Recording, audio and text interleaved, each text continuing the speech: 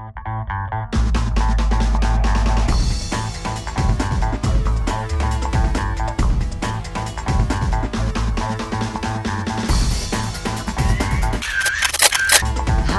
I'm Jennifer Reed. Welcome to Eye on Celebrity. Pop star Katy Perry channeled a little Aretha Franklin at the presidential inauguration for Barack Obama, sporting a fun hat with a miniature version of the blue bow that Aretha had worn to the event in 2009. Katy had it made special for the inauguration as a little shout-out to the Queen of Soul from 4 years ago. The 28-year-old singer also had another interesting accessory with her for the big event, John Mayer. Katy and her current boyfriend Mayer braved the chilly weather in Washington, D.C. and were overheard talking about their impressive seats at the event. Katy's been an Obama supporter for years now and has been notorious for wearing clever patriotic outfits campaigning for the president. Kelly Clarkson and Beyonce also performed at the event. First Lady Michelle Obama seemed to be glowing on Inauguration Day, and as stylish as ever. She wore a custom Tom Brown navy coat and dress, and according to MrsO.com, the look was developed based on the style of a men's silk tie. And just like their presidential mom, the First Lady's daughters, Sasha and Malia, looked fashionable in Kate Spade and J. Crew. Mrs. Obama has been a big fan of designer Tom Brown, which she also wore during the first presidential debate in October.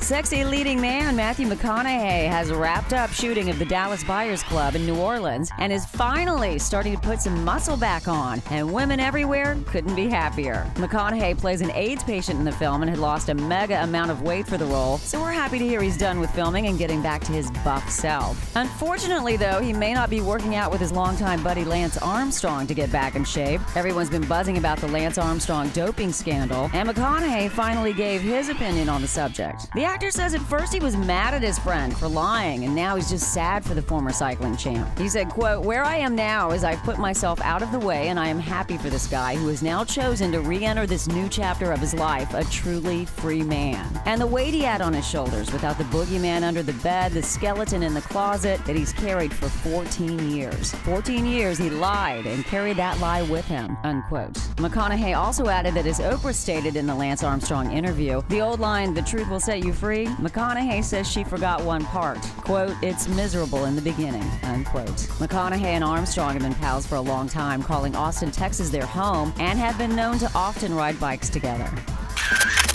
While the Northeast braces for the cold weather, Miley, Cyrus, and fiancé Liam Hemsworth heated things up with a vacation in Costa Rica. The two were spotted on a romantic sunset stroll along the shoreline, and we're told we're celebrating Hemsworth's 23rd birthday, which was on January 13th. The star couple have been engaged since last May, and Miley's been proudly sporting a 3.5-carat vintage Neil Lane ring. Also on their Costa Rican vacation was Liam's brother Luke Hemsworth, his wife Samantha, and their 3 children. Miley and Liam were enjoying their romantic getaway before heading back home to continue their projects. Miley's back in the studio recording a new album, and Liam is working on a couple of movies, Paranoia and Catching Fire.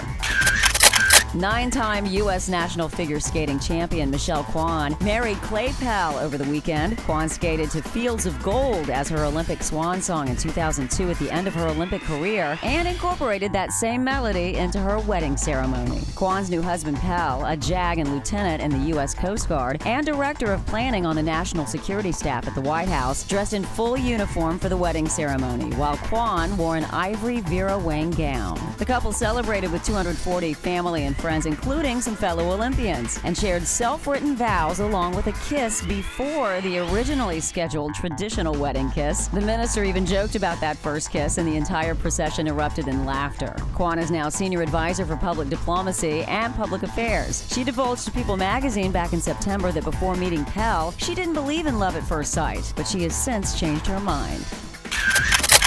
Glee star Mark Salling is currently being sued by a rather disgruntled female. It's a pretty shocking story. The woman in question is claiming sexual battery by being forced to have sex with him without a condom. Roxanne Gorzella claims that she began dating Salling in September of 2010, and in March of 2011, before a trip to Canada, the two apparently hooked up. Gorzella acknowledges that she consented to sex, but only with a condom. The woman's attorney claimed the 30-year-old actor blew off her demand and proceeded accordingly. The story gets weirder as Gazella claims she went to Salling's house to confront him about her emotional distress and health concerns, only to find him in bed with another woman. Salling's publicist told reporters that, quote, "There is no truth to this. It's a textbook case of a disgruntled girl looking to cash in on a TV star's success," unquote.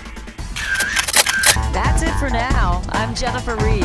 Keep your eye on celebrity.